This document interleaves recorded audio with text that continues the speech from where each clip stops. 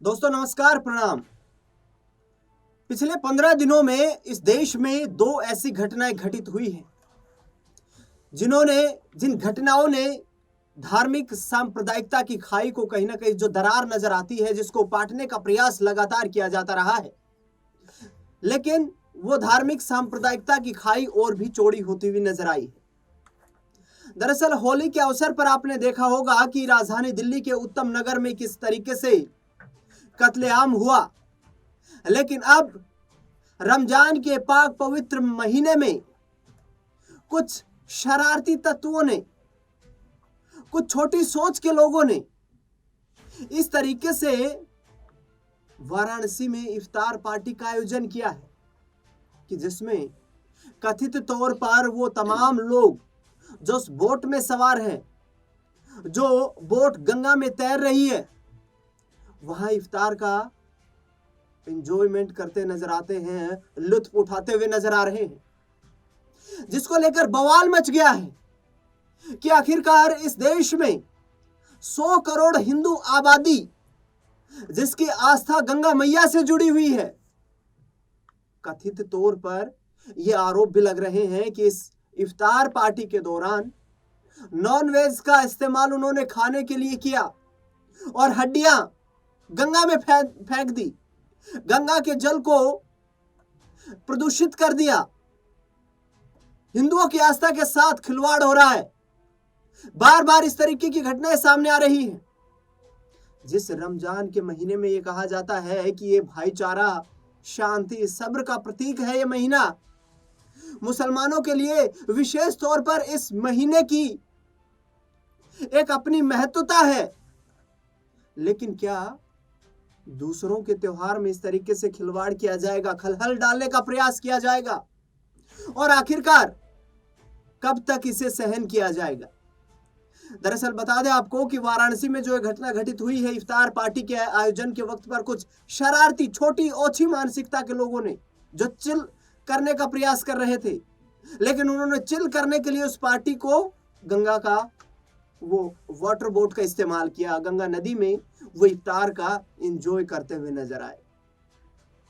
Reports जो सामने आई है उसके मुताबिक 14-15 अज्ञात लोगों के खिलाफ पुलिस ने एफआईआर दर्ज की है। 1 दर्जन के करीब लोगों को हिरासत में भी लिया गया है। पुलिस का कहना है कि हम हर पहलू पर जांच कर रहे हैं, पूछताछ कर रहे हैं कि इस तरीके से धार्मिक आग फैलाने का प्रयास आखिरकार क्यों किया गया, इन लोगों को रोका क्यों नहीं गया, यह भी सबसे बड़ा सवाल है। और क्या कोई बड़ी साजिश, कोई धार्मिक साजिश या फिर कोई राजनीतिक साजिश इसके पीछे छुपी हुई है? इस खास कार्यक्रम में चर्चा करेंगे इस विषय के ऊपर। इस खास कार्यक्रम में इस विषय पर चर्चा में मेरे साथ 2 मेरे सहयोगी जुड़ रहे हैं। नाजमीन मेरे साथ जुड़ रही हैं, अमन जी मेरे साथ जुड़ रहे हैं। दोनों से जानने का प्रयास करेंगे कि आखिरकार ऐसा क्यों हो रहा है। अमन जी, नाजमीन, दोनों का आपका स्वागत इस कार्यक्रम में। कैसे देखते हैं इस घटना को लेकर के? नाजमीन से पहला सवाल रहेगा। नाजमीन, पाक पवित्र महीना रमजान का माना जाता है, लेकिन जिस तरीके से इन कुछ छोटी मानसिकता के लोगों ने गंगा को मैली करने का, दूषित करने का प्रयास किया है, यह जानते हुए भी कि हिंदू धर्म में गंगा मैया की एक विशेष महत्वता है, कौन लोग हैं ये और क्या कार्रवाई होनी चाहिए? देखिए, अभी जो वीडियो सामने आया है दिनेश, इसकी पुष्टि की जा रही है, इसकी जांच की जा रही है, लेकिन जैसा आपने कहा कि रमजान का पाक महीना ये बताता है कि आपको भाईचारा निभाना है, आपको शांति बरतनी है, आपको अपने उस जो भाव है, उनका जो व्यवहार है, उसमें कहीं ना कहीं संयम लाना है, लेकिन यहाँ नजर नहीं आता है। हमने कई ऐसी घटनाएं देखी जहां पर सांप्रदायिक माहौल बिगड़ता हुआ नजर आया, जहां हिंदू और मुस्लिम के बीच में जिस तरीके की झड़प हम देखते हैं, चाहे वो दिल्ली में हो रही हो या फिर किसी और राज्य में क्यों ना हो, ये कहीं ना कहीं देश के माहौल को बिगाड़ता है। लेकिन जहां आपने कहा कि गंगा को माँ की संज्ञा दी जाती है, जिस गंगा को लेकर ये कहा जाता है कि लोग आते हैं अपना पाप धोने के लिए, वहां शुद्ध होने के लिए, वहां पर अगर आप बोट में बैठकर इफ्तार करते हैं तो जायज सी बात है कि आप पर सवाल खड़े होंगे। आपका घर भी है और आपके लिए कई दरवाजे भी हैं, वहां जाकर आप इफ्तार कर सकते हैं। आपका लोग स्वागत भी करेंगे, जी। लेकिन आपने जो स्थान चुना है वो खासकर गलत नजर बिल्कुल। आता है। इससे जाहिर तौर पर दिखाई देता है कि माहौल तो बिगड़ेगा और गुस्सा तो लाजमी है, लोगों के अंदर गुस्सा भी दिखाई देगा। तो अब ये देखिए कि जांच है, जांच के बाद पता चलेगा कि आखिरकार वो क्या खाकर गंगा नदी में वो फेंक रहे थे, क्या वाकई वो हड्डियां थी या कुछ और था, इसकी पुष्टि होगी। लेकिन इस बीच में जो यहाँ इफ्तार किया गया है ये एक गलत जगह है। इस जगह को ना चुनकर वो कोई और जगह चुनते तो वो भाई बेहतर एंजॉय होता। करना था उनको, बिल्कुल। तो ये ऐसा ही वाटर बोट का इस्तेमाल करते हुए इफ्तार का एंजॉय करना था, गोवा चले जाते बिल्कुल, कहीं भी बीच जा पर, वहां पर जाकर पार्टी का एंजॉयमेंट करते। अमन जी क्या कहेंगे, क्योंकि जब योगी आदित्यनाथ पुलिस इस तरीके के जहरीली सोच वाले लोगों पर डंडा बजाती है तो फिर ये कहा जाता है कि जी योगी आदित्यनाथ जो है ना ये मुसलमानों के विरोधी हैं, ये मुसलमानों को देखना नहीं चाहते हैं, फूटी आंख मुसलमान इनको नहीं सुहाते हैं। भाई ऐसी घटना करोगे तो स्वागत कौन करेगा? कैसे देख रहे हैं इस मुद्दे को लेकर? क्योंकि 15 दिन भी नहीं हुए हैं राजधानी दिल्ली में जो कत्लेआम हुआ होली के अवसर पर, एक छोटी सी बच्ची जिसने एक पानी का गुब्बारा फेंक दिया और उसको लेकर कितना भारी हंगामा बवाल काटा गया, और अब उत्तर प्रदेश से ऐसी खबर सामने आ रही है।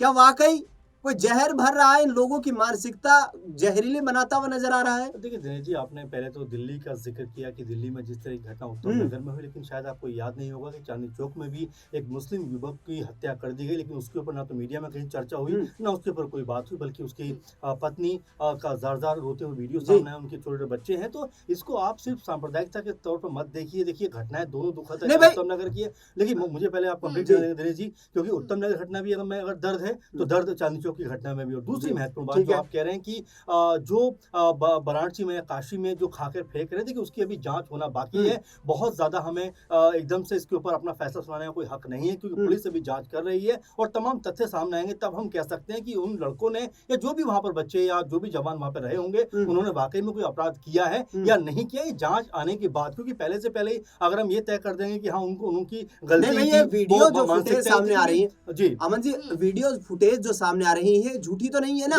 फुटेज जो सामने आ रही है इन्हीं के आधार पर जांच होगी, ये झूठी तो नहीं है। और एफआईआर जो दर्ज की गई है वो भी इसी बिना पर की गई है। देखिए बिल्कुल एफआईआर दर्ज की गई है, बहुत सारे एफआईआर दर्ज होती हैं। ऐसे मामले भी रहे जहां 10 साल जेल के अंदर रहते हैं और बाद में निर्दोष लोग छूट जाते हैं। तो आप ये तय नहीं कर सकते कि एफआईआर होने का मतलब अपराधी ही है। आपका कहना ये है। देखिए मैं पूरी बात पहले कंप्लीट करूं दिनेश जी, क्योंकि आप लगातार इसमें अगर बोलेंगे तो मैं अपनी बात कंप्लीट नहीं कर पाऊंगा। मैं बस ये कहना चाहता हूं, आपकी बात को मैं आगे बढ़ाऊंगा, जरूर बढ़ाऊंगा, क्योंकि आपने ये कहा कि जो भी लड़के वहां पर मौजूद थे या जो भी व्यक्ति वहां पर मौजूद थे कुछ खाके फेंक रहे हैं, अब वो हड्डी हो सकती है या कुछ और हो सकता है, ये जांच का विषय मैं कहना चाहता हूँ। दूसरी बात देखिए, अभी कुछ दिनों पहले संभल के सीईओ ने क्या कहा कि भाई एक भी बंदा अगर बाहर निकला मस्जिद से तो हम उनके खिलाफ जो है जो भी कार्रवाई करेंगे फिर वो हम जानते हैं, इसलिए कोई भी मस्जिद से बाहर ना निकले। मेरठ के जो पुलिस अधिकारी क्या कहते हैं कि आपका पासपोर्ट तक जब्त कर लिया जाएगा। मामला हाईकोर्ट पहुंचता तो हाईकोर्ट क्या कहता है कि क्या आप सुरक्षा व्यवस्था को, कानून व्यवस्था को सुचारू नहीं कर सकते तो आपको पद पे रहने का कोई हक नहीं है। सर देखिए, ये दो अलग अलग चीजें हैं। मान लीजिए किसी मस्जिद में जाकर, यही चांदनी चौक राजधानी दिल्ली की जामा मस्जिद में जाकर कोई हवन करवाने लग जाए तो क्या उसका विरोध नहीं होगा? जी बताइए, आप क्या विरोध नहीं होगा उसका? दिनेश जी मैं कह रहा हूँ कि सड़क की बात आप कर रहे हैं, मैं सड़क की बात कर रहा हूँ। मैं धार्मिकता, मैं लोगों की भावनाओं की बात कर रहा हूँ। बिल्कुल भावनाएं हैं और जुड़ी रहनी चाहिए भावनाएं, जाहिर बात है आस्था का मतलब भावना ही होता है। लेकिन आप दो बातें कर रहे हैं कि उनके अंदर जाकर, मैं सड़क की बात कर रहा हूँ। सड़क की बात इसलिए कर रहा हूँ कि सड़क पे किसी एक धर्म का इख्तियार नहीं है, वो चाहे हिंदू हो, मुस्लिम हो, सिख हो, ईसाई हो, सबको कानून व्यवस्था का पालन करना पड़ेगा। लेकिन जब वही एक तरफा नजर आता है तो सवाल उठते हैं। आप देखिए एनडीए की बात करें तो यही एनडीए कुनबे के जयंत चौधरी की बात करिए, क्या कहते हुए नजर आए थे, यही चिराग पासवान क्या कहते हुए नजर आए थे। तो मैं वही लेके जा रहा हूँ जहां आप बात कह रहे हैं कि जो सांप्रदायिकता की बात करते हैं तो उनके ही जो साथ के संगठन के लोग हैं वो ये कहते हैं कि अगर एक दिन कोई नमाज बाहर पढ़ लेगा तो कोई उसमें गुनाह नहीं होने वाला। मैं यहाँ पर लेकर आना चाहता हूँ। और दूसरी बात की देखिए, जैसे मैंने आपसे कहा काशी का मामला, देखिए किसी भी धर्म का कोई भी अनादर किसी भी लेवल पे नहीं होना चाहिए। और जाहिर बात है कि अगर जानबूझकर इसमें कुछ भी, चाहे वो हड्डी है या कुछ और भी चीज है, अगर ये जानबूझकर किया गया है तो जो उचित कार्रवाई है वो होना चाहिए। बिल्कुल, मैं यही सवाल, मेरा मूल सवाल यही था कि आखिरकार ऐसा करने वाले कौन है ये लोग और इनके खिलाफ क्या कार्रवाई होनी चाहिए।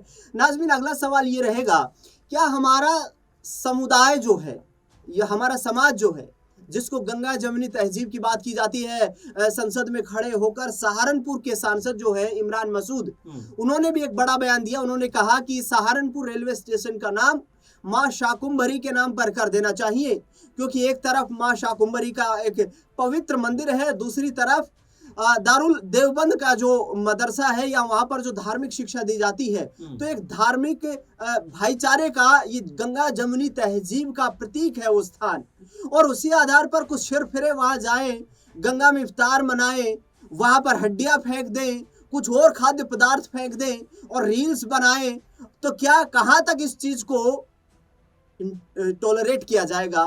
क्या इस चीज के खिलाफ समाज को भी सख्त नहीं होना चाहिए? नाजमीन, देखिए बिल्कुल, जैसा कि कहा जाए कि अगर किसी जगह या किसी रेलवे स्टेशन का नाम बदलने से कुछ बदलाव हो जाएगा तो वो नजर नहीं आएगा। बदलाव तो आपकी सोच से, आपके काम से और आपके गरीबों को लेकर या पिछड़े वर्गों को लेकर आपने क्या किया है उससे बदलाव आएगा। किसी नाम बदलने से बदलाव नहीं आएगा या भाईचारा नहीं दिखाई देगा। लेकिन वाकई आपने ये जरूर कहा कि जो शरारती तत्व हैं जो वहां पर जाते हैं और इफ्तार करते हुए दिखाई देते हैं, इसकी तो यहाँ पर हम बार बार कह रहे हैं कि चलिए एक दायरा जांच में आता है, लेकिन एक दायरा आता है आपकी मर्यादा का।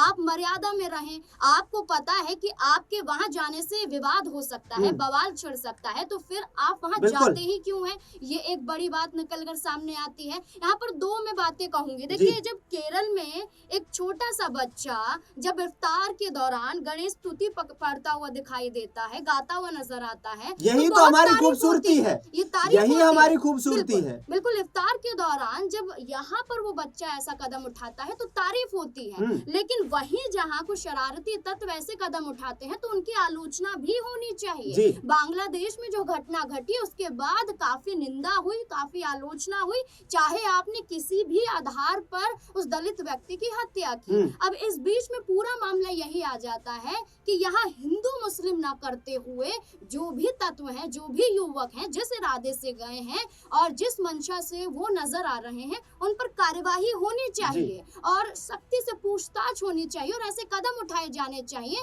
ताकि किसी की भी भावना को ठेस ना पहुंचाई जाए। बिल्कुल, यहाँ पर कानून को किसी को हाथ में लेने का हक नहीं है, चाहे वो किसी भी लेवल पर क्यों ना बैठा हो।